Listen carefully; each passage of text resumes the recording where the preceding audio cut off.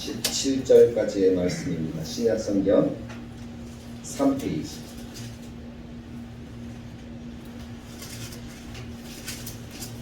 마태복음 3장 13절에서 17절. 우리 다 같이 한 목소리로 하나님의 말씀을 읽겠습니다. 이때에 예수께서 갈릴리로부터 요단강에 이르러 요한에게 세례를 받으려 하시니 요한이 말려 이르되 내가 당신에게서 세례를 받아야 할 터인데 당신이 내게로 오시나이까. 예수께서 대답하여 이르시되 이제 허락하라. 우리가 이와 같이 하여 모든 의를 이루는 것이 합당하니라 하시니 이에 요한이 허락하는지라. 예수께서 세례를 받으시고 곧 물에서 올라오실새 하늘이 열리고 하나님의 성령이 비둘기같이 내려 자기 위에 임하심을 보시더니 하늘로부터 소리가 있어 말씀하시되 이는 내 사랑하는 아들이요 내 기뻐하는 자라 하시니라. 아멘. 아멘. 마태복음 3장 말씀을 통해서 오늘은 세례 요한과 예수 그리스도라는 제목으로 함께 은혜를 나누기 원합니다. 마태복음 3장은 우리 1절부터 천천히 보시면 세례 요한이 등장을 하고 예수님과의 첫 번째 만나는 그러한 장면, 예수님이 세례를 받으시는 장면까지 이어지는 것이 마태복음 3장의 이야기입니다. 그래서 마태복음 3장을 우리가 보면 세례 요한을 설명하지 않고는 이 마태복음 3장을 설명할 다른 길이 없습니다. 왜냐하면 그만큼 세례 요한의 역할, 또 어떤 일을 하였든지 그것이 중요성이 있기 때문이겠지요. 그래서 저도 오늘 세례 요한에 대해서 긴 시간은 아니지만 짧은 시간이라도 우리 성도를 같이 나누고 또 세례 요한의 그 모습과 같이 우리의 신앙의 삶들도 하나님이 보시기에 아름답고 인정받는 그러한 삶이 되기를 간절하게 축복합니다. 세례 요한처럼 살면 사실은요 하나님 앞에서 전혀 부족한 것이 없습니다. 세례 요한이 하나님이 보실 때 그만큼 사랑받는, 인정받는 그러한 사람이었다 하는 사실을 기억하실 수 있기를 원합니다. 세례 요한의 출생 기록은 마태복음에는 기록하지 않습니다. 누가복음에 보면 세례 요한이 어떻게 출생하게 되는지 기록으로 되어져 있습니다. 레위 지파의 한 사람으로서 세례 요한은 그 하나님의 성전을 섬기는 그 사람들의 자녀로 태어나죠. 오랜 세월 동안 자녀가 없다가 기도함으로 하나님이 그에게 자녀를 허락해 주셨고 그 가문에 요한이라는 이름을 쓴 적이 없음에도 불구하고 하나님이 말씀하심에 요한이라는 이름을 써서 많은 사람들이 놀라게 하는 또 말이 되게 하는 그러한 사람이었습니다. 그리고 세례 요한의 아버지 그는 하나님 앞에 신실하였던 사람입니다. 하나님의 말씀을 믿지 않아서 벙어리로 있다가 세례 요한이 낳은 이후에 말문이 트여서 하나님께서 주신 말씀을 증거함으로써 또 그의 사명을 다하는 것을 볼 수가 있겠죠. 그렇게 출생한 세례 요한이 이 땅에 등장하게 된 것은 요단강에서 세례를 주면서부터 등장하게 되어지잖아요. 그래서 누가복음이나 마태복음이나 비슷하게 설명이 되고 있습니다. 세례 요한은 예수님보다는 6개월 일찍 이 땅에 태어난 사람입니다. 우리말로 6개월이지 정확한 달수로는 6개월보다 더 짧을 것 같아요. 그래서 6개월 일찍 예수님보다 앞선 선지자로서 이 땅에서 복음을 전하였던 사람입니다. 누가복음에 보면 예수님과는 친척지간이다 하는 사실을 알 수가 있죠. 왜냐하면 누가복음 1장 36절을 보면 마리아에게 하나님이 예수님이 태어날 것을 고지하신 이후에 세례 요한의 집에 대해서 이야기합니다. 36절을 보면 이렇게 기록하죠. 보라 내 친족 엘리사벳도 늙어서 아들을 배었느니라.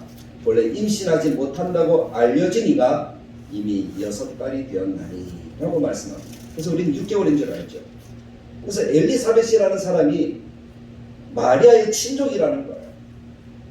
그러니까 친척이라는 것을 알 수가 있죠. 엄밀하게 따지면 얼마나 먼 친척인지는 알 수는 없지만 얼마나 가까운 친족인지도 알 수는 없지만 어쨌든 형제지간으로 지낼 수도 있는 그러한 사이였다 하는 것을 우리가 짐작해 볼 수가 있습니다. 그래서 예수님보다 6개월 먼저 이 땅에 태어나서 예수님보다 먼저 이 땅에 선자로 나타나서 하나님의 말씀을 전한 사람이라는 것이죠. 그가 주로 활동했던 무대는 마태복음에서 보는 것처럼 유대 광야입니다. 유대 광야에서 주의 복음을 전하고 주로 요단강 근방에서 그가 하나님의 말씀을 전하는 세례를 베풀었다 하는 사실을 알 수가 있습니다. 그래서 그가 첫 번째 외쳤던 중심으로 중요하게 외쳤던 하나님의 말씀이 있다면 회개하라 천국이 가까웠다라는 말씀이죠. 마태복음 3장 2절에서도 기록되는 것처럼 회개하라 천국이 가까이 왔느니라 하였으니 라고 세례 요한이 전했던 말씀을 이야기를 하고 있습니다. 회개의 세례를 베푼 사람이 세례 요한이라는 것입니다. 이렇게 회개의 세례를 베풀었던 세례 요한은 그가 등장하면서부터 그가 하나님의 말씀을 전하면서부터 성경의 예언을 성취하는 그러한 길을 걸어간 사람이라는 거예요. 특별히 이사야의 예언이 세례 요한과 맞아떨어지는 그런 말씀이 있죠. 이사야서 40장 3절에 보면 외치는 자의 소리여 이르되 너희는 광야에서 여호와의 길을 예비하라 사막에서 우리 하나님의 대로를 평탄케 하라라고 말씀합니다. 이 말씀이 세례 요한에 관한 하나님의 말씀이라는 것입니다. 그래서 그도 자기 자신을 소개하기를 나는 광야 외친 자의 소리다. 하나님의 길을 준비하라고 보내받은 사람이다. 라고 마태복음에서도 그렇게 기록을 하고 있다는 사실을 기억하시길 바랍니다. 그리고 그의 삶을 보면 아주 소탈하고 특이한 삶을 살았습니다. 어떻게 보면 검소하고 어떻게 보면 좀 괴팍하고 어떻게 보면 좀 이상하게 보이는 그러한 삶이었는지도 몰라요. 보통 사람들처럼 천으로 옷을 만들어 입는 통옷을 입었던 것이 아니라 세례 요한은 낙타털로 옷을 만들어 입었다라고 선얘기를 합니다. 그리고 가죽띠를 띄었다. 낙타를 잡아서 그것으로 옷을 만들어서 띠를 가지고 묶었다는 거예요. 어떻게 보면 참 이상해 보이죠. 산사람, 들사람 뭐 그런 정도로 보입니다. 문명과는 어떻게 보면 관계없는 그런 사람처럼 보이는 것이 세례 요한입니다. 그것을 가지고만 사는 거예요. 아주 검소하다고 볼 수 있죠. 소탈하다고 볼 수 있죠. 그리고 그가 먹는 음식을 마태복음 3장 4절에서는 무엇이라고 이야기하는가 하면 메뚜기와 석청이라고 이야기합니다. 이스라엘 땅 가운데는 메뚜기가 많이 날아다니는가 봐요. 그래서 메뚜기가 많았습니다. 그래서 메뚜기로 그가 밥을 해서 먹었고 석청을 먹었다 그랬는데 이 석청이라고 하는 것은 아마 아시는 분들 계실 거예요. 보통 꿀이라고도 이렇게 이야기를 하는데 일반적인 꿀이 아니라 바위에 이렇게 맺어져서 벌들이 바위에 집을 지어요. 그 바위에서 나는 꿀이 석청입니다. 근데 그 석청은 구하기도 힘들고 잘 나지 않아요. 그 잘못 먹으면 또 잘못되는 경우들도 많이 있다고 그러더라고요. 일반 사람이 보통 사람이 먹으면 조금 이게 문제가 될 수도 있는 그러한 꿀이라 그러더라고요. 근데 세례 요한은 그러한 꿀을 먹으면서 건강했다는 것이겠죠. 메뚜기와 석청을 먹으면서 그가 하루하루 삶을 살았다라고 성경이 기록합니다. 그 사람이 회개하라 천국이 가까이 왔다라고 말하면서 그가 전하는 메시지는 회개하라는 거예요. 그게 강조점이에요. 왜냐하면 곧 이어서 내 뒤에 메시아가 오실 건데 너희들이 회개하라는 거예요. 그러니까 세상에 대해서는 아주 직설적으로 하나님의 말씀을 선포하는 그런 선지자였다는 것입니다. 거짓 선지자들은 좋은 말만 합니다. 그래서 잘 될 것이라고만 얘기를 합니다. 그러나 세례 요한은 그렇게 이야기하지 않았습니다. 사람들이 듣기 좋은 말을 한 것이 아니라 하나님의 말씀을 전하는 참 선지자였다라고 볼 수가 있죠. 당시에 바리새인들과 사두개인, 대제사장, 무리들 이런 분들을 보면 하나님의 말씀을 도용하는 사람들이었어요. 제대로 된 믿음의 삶을 살아가지 않았다는 거예요. 말씀을 알지만 실천하지 않았다. 자기 자의적으로 그 말씀을 가지고 해석하며 살았다라고 볼 수가 있죠. 그런 사람들을 가리켜서 세례 요한이 하는 얘기는 한마디로 독사의 자식들아 라고 이렇게 이야기를 하는 거예요. 아마 이 이스라엘 근동지방에서 그게 일반적인 욕이었는가 봐요. 우리 한국식으로 표현하면 개 XX 뭐 이렇게 나오겠죠. 그런데 이스라엘 땅에서는 독사의 자식들아 하는 것이 일반적으로 좀 나쁜 사람들에게 붙이는 그런 표현이었던 것 같습니다. 독사의 자식들아 라고 이야기를 하면서 하나님의 말씀을 전하여서 그들이 그래도 회개하고 돌아올 수 있도록 세례 요한은 힘껏 말씀을 전했다는 것입니다. 회개한다는 것이 어떤 것인가 하면 그냥 뉘우치고 깨닫는 것이 아니라 그에 따른 합당한 열매를 맺는 것이라는 사실을 또한 강조해서 가르치고 있다는 거예요. 너희가 돌아오려거든 회개에 합당한 열매를 맺어라 라고 이야기를 합니다. 회개했다면 삶을 고치라는 거예요. 고치고 바르게 살라는 거예요. 그것이 세례 요한의 강조점입니다. 만약에 그렇지 않으면 이 돌들어도 돌멩이를 가지고도 아브라함 자손이 되게 하실 수 있는 분이 하나님이시다. 그러니까 그 하나님께로 나오라 라고 전하였습니다. 그렇게 말씀을 전하였더니 많은 사람들이 세례 요한에게로 왔습니다. 그리고 회개의 세례를 받았습니다. 세례 요한은 11절 말씀에 보면 나는 너희에게 회개하게 하기 위하여 물로 세례를 베풀거니와 라고 그렇게 증거를 하고 있지요. 그래서 물로 세례를 베풀면서 세례 요한은 하나님에 대해서 하나님의 나라에 대해서 어떻게 하면 하나님의 나라를 예배하고 오실 분을 예배할 수 있는지 많은 사람들에게 가르쳤습니다. 그러나 그렇게 하는 이유는 무엇입니까? 세례 요한이 가지고 있는 사명, 그 사명을 감당하기 위함인데 그 사명이 바로 예수님을 소개하는 거예요. 예수님이 오실 길을 탄탄하게 닦는 거예요. 평탄하게 해놓는 거예요. 그래서 예수님이 딱 오시면 사람들이 아 저분이 예수님이구나 메시아구나 라고 깨닫고 그분께 나오도록 만드는 그런 사명을 감당하기 위해서입니다. 그래서 11절 말씀에 예수님에 대해서 세례 요한이 이야기를 하는 것 네 가지로 이야기한다는 첫 번째, 내 뒤에 와서 능력을 행하시고 구원하실 분은 능력이 많은 하나님이시다라고 먼저 이야기합니다. 나는 물로 세례를 베풀거니와 내 뒤에 오시는 이는 나보다 능력이 많으시니 그분은 나를 비교할 수 없는 전능하신 분이시다. 그분은 하나님이시다. 메시아다라고 이야기합니다.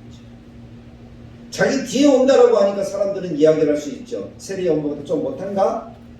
근데 세례 요한은 뭐라고 얘기해요? 나보다 능력이 많으신 것은 많으시기에 나는 그의 신을 들기도 감당하지 못하네. 신을 드는 것은 어떤 사람들이 듭니까? 하인들이 들잖아요. 그것도 감당하지 못한다는 하인만도 못한 사람이다. 근데 당시 세례 요한의 이름, 그 이름만 들어도 사람들은 존경하고 와서 세례를 받고 교훈을 받을 정도로 많은 사람들에게 추앙받는 사람이었는데 자기 스스로 그렇게 겸손하게 낮출 줄 아는 하나님 앞에서 메시아 앞에서 자기는 아무것도 아니라는 사실을 이야기할 수 있는 그런 사람이라는 거죠. 그만큼 자기 뒤에 오시는 예수 그리스도를 높이고 있다는 것입니다. 그리고 그는 성령과 불로 너에게 세례를 베푸실 것이다 라고 이야기합니다. 나는 다르다는 거예요. 나는 그냥 표시만 내는 뿐이지만 그분은 진정으로 우리들의 삶을 바꾸고 변화시키고 구원하시는 참 하나님이라는 사실을 이야기를 하고 있는 것입니다. 그리고 네 번째는 그분은 심판주라는 거예요. 그분은 하나님이라는 거예요. 인생을 심판하실 수 있는 분은 하나님밖에 없습니다. 사람은 사람을 비판하거나 판단해서는 안 됩니다. 하나님 외에는 사람을 심판하실 수 있는 분이 없습니다. 그래서 12절 말씀에 손에 키를 들고 자기의 타작마당을 정하게 하사 알곡은 모아 곡간에 들이고 쭉정에는 꺼지지 않는 불에 태우시리라 라고 말씀하고 계십니다. 하나님의 나라를 하나님 나라 되게 하셔서 알곡과 쭉정이를 분별하여 쭉정이는 불에 태우고 알곡은 곡간에 들이고 구원받을 자를 택하여 구원하시고 택함받지 못한 사람은 지옥 형벌을 받게 되어지는 그러한 삶을 살게 되고 그러한 일들을 하시는 분이 바로 예수님이시다라고 말씀합니다. 그렇게 세례 요한이 예수님에 대해서 증거를 하면서 또 지나가시는 예수님을 바라보면서 하나님의 어린 양이다라고 많은 사람들에게 소개를 하잖아요. 그때 등장하시는 분이 예수님이잖아요. 13절에 보면 이때 예수께서 갈릴리로부터 요단강에 이르러 요한에게 세례를 받으러 하시니, 예수님이 갈릴리를 그때 떠나시는가 봅니다. 그때 떠나셔서 이제 당신의 사역을 시작하시는데 세례 요한과의 첫 장면이죠. 세례를 받기 위해서 오십니다. 근데 세례 요한의 말대로 하면 예수님 능력이 많은 사람이에요. 하나님이셔요. 메시아예요. 저희가 길을 닦아놓은 그 길을 걸어가시는 분이에요.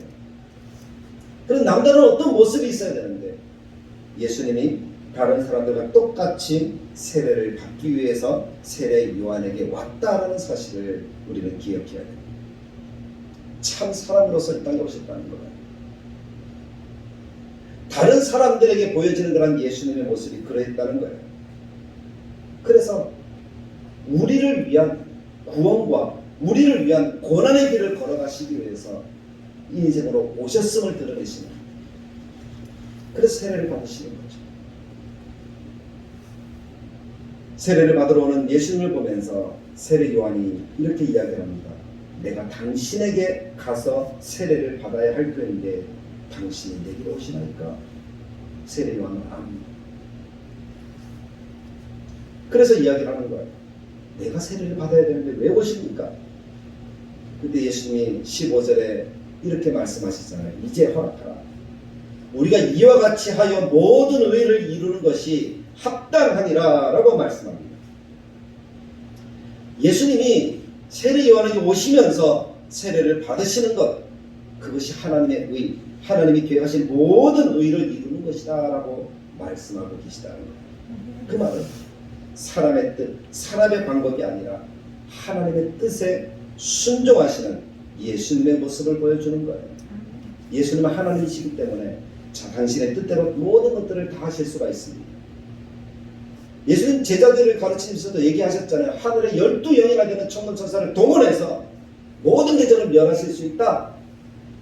그럼에도 불구하고 내가 이렇게 하지 않는 것은 구원을 위한 하나님의 뜻을 이루기 위해서 내가 기꺼이 십자가를 지기 위해서다라고 말씀합니다. 오늘 그 메시아로서의 고난의 종으로서의 그 길을 걸어가기 위해서 이 세례를 받아들이는 것이 하나님의 뜻을 이루는 것이다. 사람의 생각, 내 방법이 아니라 말씀과 하나님의 뜻에 순복하시고자 하시는 예수님의 모습을 우리는 볼 수가 있지. 그랬더니 하나님께서 인정하시고 하나님의 증거를 보시면서 예수님이 메시아 되심을, 우리의 구주 되심을 말씀해 주십니다. 16절 17절이죠. 예수께서 세례를 받으시고 곧 물에서 올라오실 때 하늘이 열리고 사람들이 그 모습을 다 보았겠죠.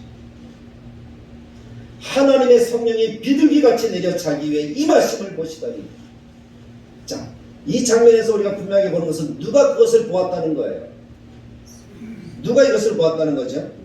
예수님이 보셨다는 거예요. 성령의 비둘기처럼 예수님이 임하시는 것을 예수님이 보셨습니다. 하나님의 증거잖아요. 그리고 친히 말씀하시는 음성을 듣습니다. 하늘로부터 소리가 있어 말씀하시되 이는 내 사랑하는 아들이요 내 기뻐하는 자. 예수님이 어떤 분인가 하는 사실에 대해서 분명하게 이야기합니다. 근데 이것은 예수님만 본 것이 아니라 이 현상은 주변의 사람들도 같이 듣고 같이 보았다는 거예요. 후에 세례 요한이 그렇게 증거를 하고 있습니다. 그래서 예수님이 하나님이 정말 이 땅에 구주로 보내신 성육신하신 우리의 메시아 그리스도가 분명하구나 라는 사실을 오늘 성경은 이렇게 증거하고 있는 것입니다. 이렇게 마태복음 3장에서 세례 요한과 예수님이 만나셔서 메시아 되심을 드러내고 메시아로서의 구원을 위한 길을 걸어가시는 그런 장면을 우리는 보게 되어집니다. 그럼 마지막 결론적으로 세례 요한과 예수님의 관계는 그럼 어떻게 될까요? 사실 그렇잖아요. 예수님이 등장하시면 세례 요한은 어떻게 되죠? 역사의 문턱에서 사라져야 됩니다. 예수님이 참 등장하시면 연극 같은 거 보시면 알잖아요. 주인공이 짠 나타나면 조연들은 어떻게 되죠? 싹 사라지고 스포트라이트가 주인공에만 쫙 비치면 다른 데는 다 어두워지잖아요. 누구만 보입니까? 주인공만 보이잖아요. 예수님이 등장하시면 세례 요한은 천천히 어둠 속으로 사라져 가야 하는 존재라는 거예요. 그럼에도 불구하고 세례 요한은 그것을 전혀 불안해하거나 불평하거나 원망하지 않습니다. 묵묵히 그 길을 걸어가면서 자기의 사명만을 다할 뿐입니다. 유일히 사라졌지만 세례 요한은 그것으로 충분했습니다. 자신은 사라져도 이 세상의 창조주인공이신 예수님을 소개함으로 세상 죄를 지고 가는 하나님의 어린 양을 이 땅에 등장시켜 구원의 문을 열었기 때문입니다. 주님이 오실 길을 예비하고 그 길을 평탄하게 하였기 때문이라는 사실입니다. 요한복음 1장 29절에 요한이 예수께서 자기에게 나오심을 보고 이르되 보라 세상 죄를 지고 가는 하나님의 어린 양이다. 그래서 요한은 사라지지만 하나님의 어린 양을 소개하는 것으로서 그의 사명을 다하는 것으로서 그는 만족하며 감사하며 그 길을 걸어갔다는 겁니다. 세례 요한이 그렇게 느꼈을 것 같아요. 자신이 이 땅에 많은 사람들에게 첫 번째 증거했던 하나님의 말씀이 회개하라 천국이 가까이 왔다라는 말씀이었지 않습니까? 그 하나님의 메시지를 선포함으로써 많은 사람들의 마음을 열게 하여 뒤에 오실 메시아 그리스도를 영접할 수 있도록 이사야의 예언과 같이 그 길을 예비하였기 때문에 세례 요한은 자기가 역사의 현장에서 유유히 사라졌고 그는 만족하고 감사하며 그 길을 걸어갈 수 있었던 것입니다. 사실 전도라는 것이 무엇일까? 저는 이 말씀에서 갑자기 생각을 하나님이 하게 하시는데 전도도 그와 같은 것입니다. 전도는 누구를 자랑하고 누구를 떠벌리는 것이 아니라 예수님만 소개하면 되는 거예요. 예수님은 구주다. 예수님 믿자. 우리의 영생을 누리자. 그 길은 예수님입니다. 나는 없어도 돼. 교회도 없어도 돼.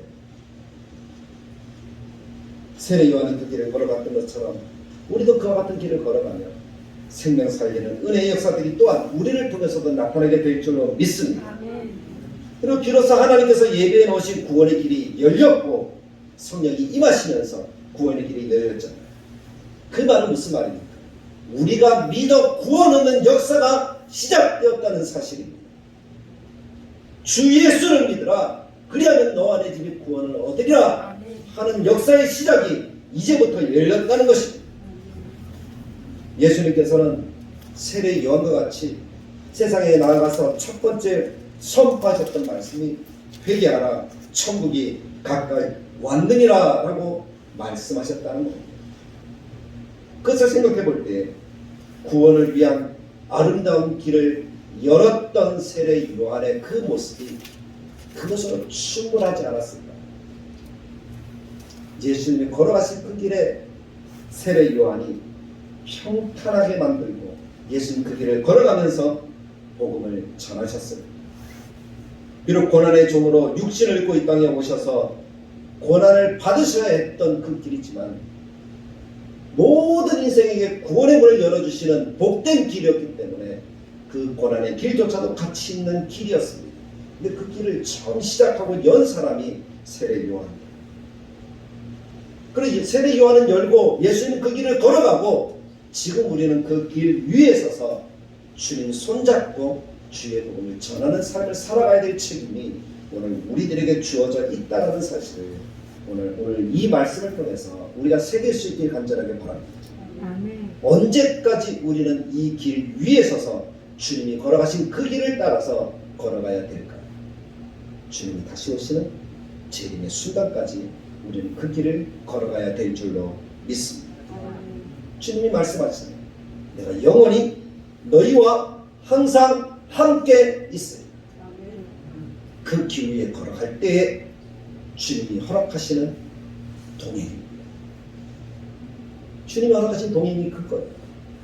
나는 내 삶만 충실하게 살고 열심히 살고 잘 먹고 잘 살고 그렇게 살아갈 때 주님이 동행하시는 것이 아니라 주님이 걸어가신 그 길 위에 나도 서서 주님과 함께 그 일을 감당할 때에 주님의 동행이 이루어지는 것이라는 사실이죠.